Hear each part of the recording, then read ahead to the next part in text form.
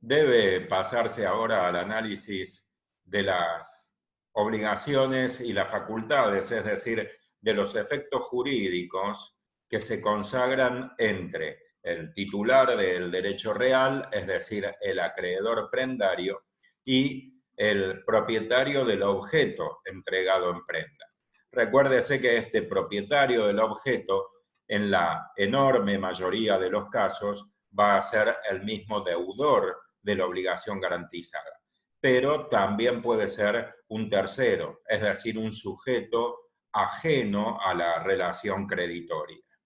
Para el análisis entonces de los efectos entre el acreedor prendario y el propietario del objeto, conviene hacer una separación atendiendo a la cronología y analizar en primer lugar los efectos que se consagran mientras el plazo está pendiente. Me refiero, claro está, al plazo que se ha fijado para el cumplimiento de la obligación garantizada. Y luego los efectos que se producen una vez que el plazo llega a su término, oportunidad en la cual, adelanto, pueden darse dos circunstancias. Puede darse el caso que el deudor cumpla con la obligación garantizada o que la incumpla, en cuyo caso los efectos son distintos. Entonces, para la exposición comparto una pantalla con un gráfico en el cual, como se dijo, se distinguen estas dos etapas temporales. Véase, en primer lugar, en la parte superior, que tal como se dijo, se representan en el gráfico los efectos entre el acreedor prendario y el titular del objeto entregado en prenda. Y luego se analiza de manera separada, en primer lugar, los efectos que se producen mientras el plazo está pendiente. Y luego los efectos que se producen cuando el plazo llega a su término, oportunidad en la cual, como se adelantó, puede verificarse el pago o, en su defecto, el incumplimiento. Se comienza por los efectos que se han consagrado mientras el plazo está pendiente, y tal como surge del gráfico y según se disponen los artículos 2226 y 2234, el acreedor prendario tiene a su cargo la obligación de conservar el objeto. Y esta obligación de conservar el objeto se refiere tanto a la prenda de cosa como a la prenda de créditos. De ahí que los artículos que la imponen o que la consagran son dos. El artículo 2226, que regula la prenda de cosas, y el artículo 2234, que regula la prenda de créditos. Nótese que el primero de estos artículos, ahora destacado, dispone lo siguiente: en ningún caso puede, se refiere al acreedor prendario, claro está, abusar en la utilización de la cosa ni perjudicarla de otro modo. Es decir, que a la cosa, al objeto, no puede degradarlo, desnaturalizarlo, modificarlo, ni destruirlo. Por su parte, y de manera concordante, el artículo 2234, referido a la prenda de créditos, también impone la obligación de conservar. Véase que en la parte que ahora está destacada se alude a la conservación y también a la cobranza. Y el texto de la norma dispone que el acreedor prendario debe conservar y cobrar, incluso judicialmente, el crédito prendado. Es decir, que trátese de prenda de cosa o trátese de prenda de créditos, el acreedor tiene la obligación de conservarlo. Cuando se trata de la cosa, debe conservarla materialmente, es decir, no deteriorarla, no degradarla. Y cuando se trata del crédito, debe conservarlo jurídicamente, es decir, debe otorgar los actos necesarios para la subsistencia del crédito. Por ejemplo, si es necesario cursar una intimación para evitar que el crédito prescriba, el acreedor prendario entonces tiene a su cargo la obligación de dar curso a esta solicitud, a este emplazamiento, a esta intimación y evitar así, repito, la prescripción del crédito. Luego de imponerse la obligación de conservar o mantener tanto la cosa como el crédito, se indica en el artículo 2226 cuáles son las consecuencias para el incumplimiento de esa obligación. Y se consagran las tres consecuencias que se observan en el gráfico. En primer lugar, extinguir la garantía.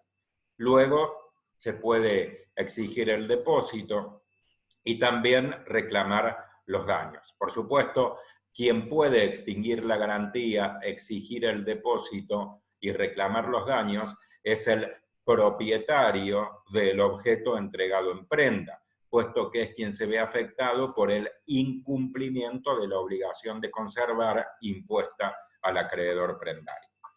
Véase que las tres posibilidades han sido consagradas en el artículo 2226 en tres incisos indicados con letras que disponen lo siguiente. El incumplimiento de lo dispuesto en el primer párrafo da derecho al deudor a. Acá se alude al deudor, pero en rigor de verdad debe aludirse a el propietario.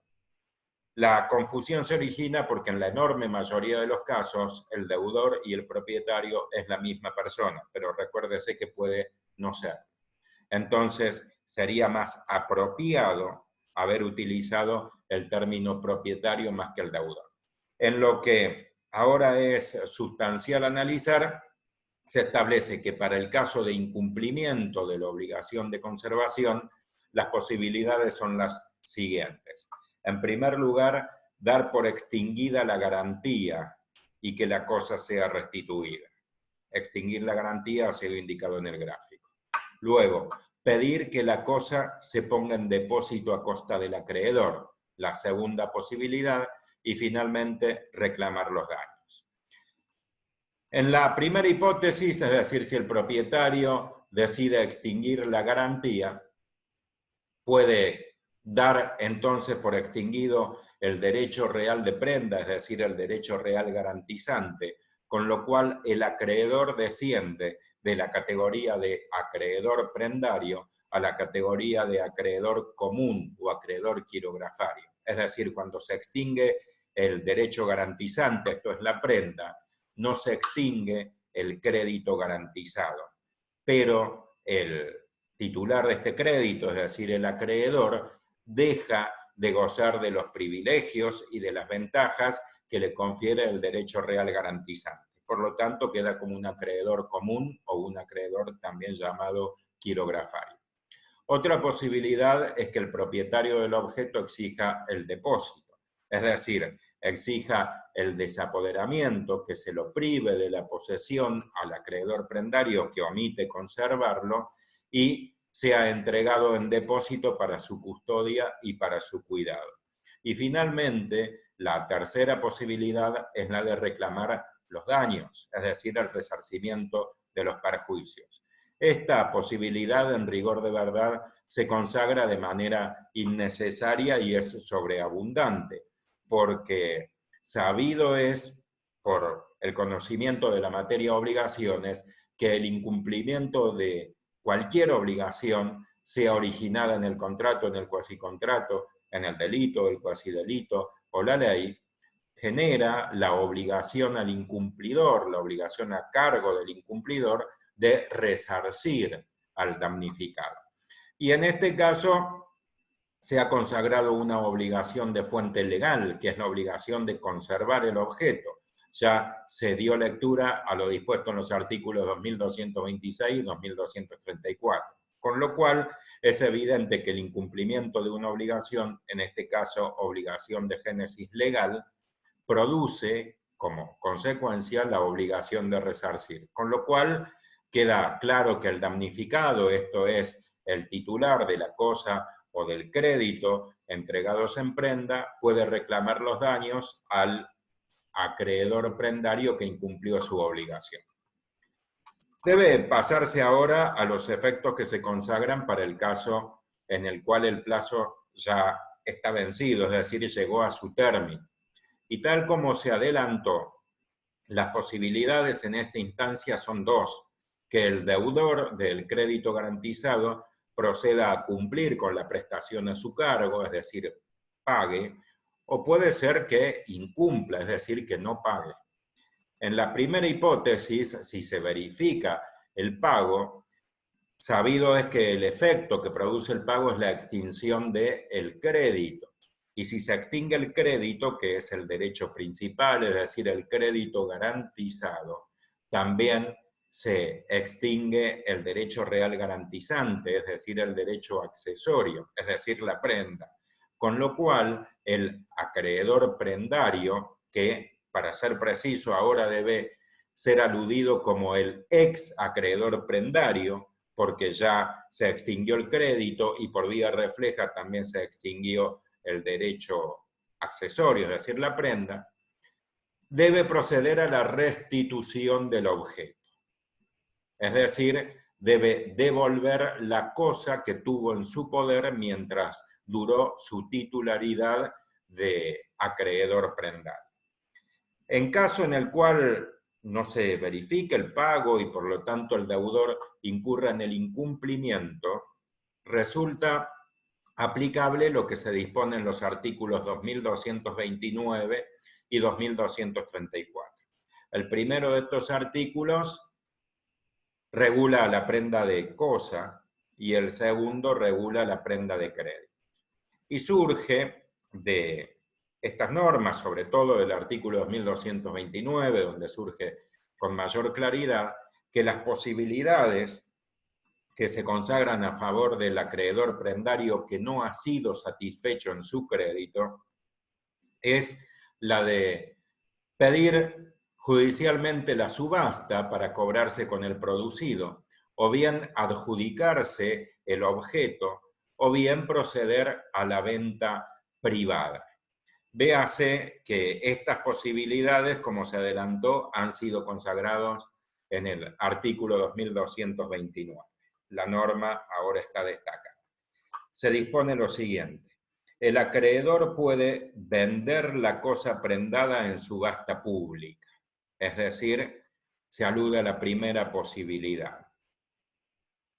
Luego se indica también que el acreedor puede adjudicarse la cosa por la estimación del valor que de ella se haga, es decir, adquirir la propiedad del objeto, quedarse con el objeto no por el valor de toda la deuda, sino por el valor de la cosa o en su caso por el monto del crédito. Es decir, que si el crédito garantizado era mayor o era menor, deberá proceder al reembolso o a cobrar el remanente al deudor, puesto que la adjudicación se hace por el valor del objeto. Y finalmente, en la parte que ahora está destacada, se establece que la venta se puede realizar por un procedimiento especial, que puede consistir, se indica como ejemplo, en la designación de una persona para efectuarlo. Entonces, como se observa en esta norma, se consagra el funcionamiento de este derecho real. Para el caso entonces que el acreedor prendario no sea satisfecho en su crédito, puede optar por alguna de las tres posibilidades. Véase que el párrafo que ahora se destaca indica claramente que a falta de estipulación en contrario, estas alternativas son optativas para el acreedor. Entonces el acreedor puede cobrarse con el producido en subasta judicial, puede adjudicarse el objeto por su valor y reclamar el faltante o bien reembolsar el excedente, o puede proceder a la venta privada para cobrarse con el producido.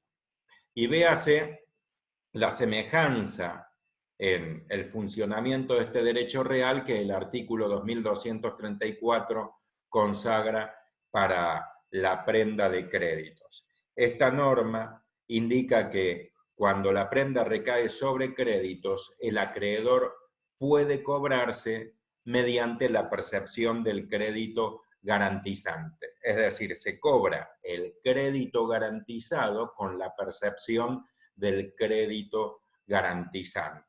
Es decir, que le cobra al deudor de su deudor. Y si se trata de una suma de dinero, directamente se lo imputa a la percepción del crédito garantizado y el remanente, por supuesto, se lo entrega a su deudor.